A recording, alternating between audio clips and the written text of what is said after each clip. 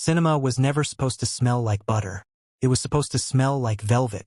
In the 1910s and 1920s, American theaters called themselves movie palaces. The Roxy Theater in New York opened in 1927. 5,920 seats. Chandeliers imported from Europe.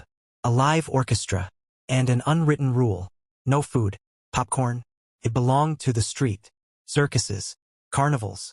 Sidewalk vendors with steam-powered carts in the late 19th century. Cheap. Greasy. Loud. Cinema wanted to be elegant. Popcorn made noise. Then October 1929 arrived. Wall Street collapsed. Markets crashed. Banks failed. By 1933, nearly 25% of the American workforce was unemployed. Money disappeared. The need to escape did not. A movie ticket still cost 15 to 25 cents. One of the few affordable entertainments left. And right outside those golden doors, another price tag stood quietly. 5 cents.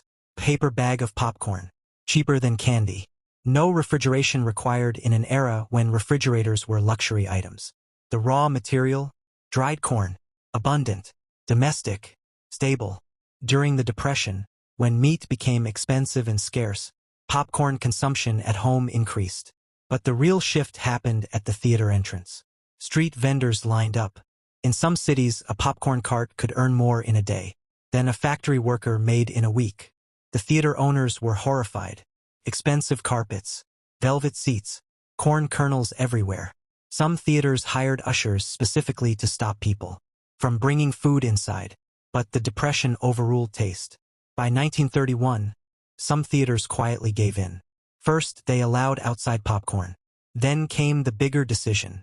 They bought their own machines.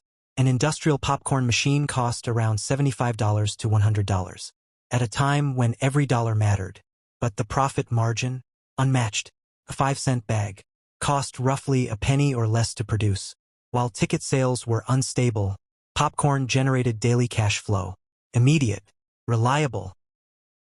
By the mid-1930s, most American theaters were officially selling popcorn. A quiet shift. Structural. Then World War II. In the early 1940s, sugar was rationed.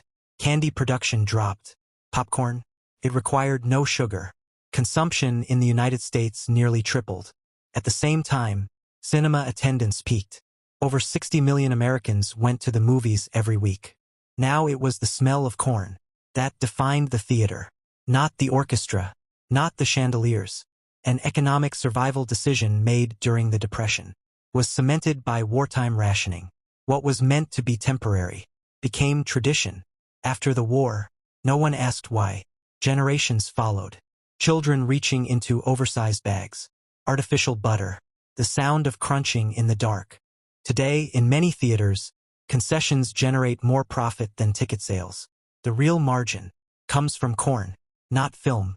To survive in 1930, cinema leaned on the cheapest agricultural product in America. And that pressure-driven decision became the standard experience of the 20th century. If the Great Depression had never happened, if theater owners had held their ground, if Wall Street had not fallen, perhaps cinemas would smell different today. Perhaps they would still be silent, immaculate, untouched by crumbs. But history chose otherwise in October 1929. And every time the lights dim, and your hand instinctively reaches into a bag, you are not participating in a timeless tradition. You are touching the residue of a financial collapse. The question is not why we eat popcorn at the movies. The question is, how many of our natural habits are, in fact, the aftershocks of crisis?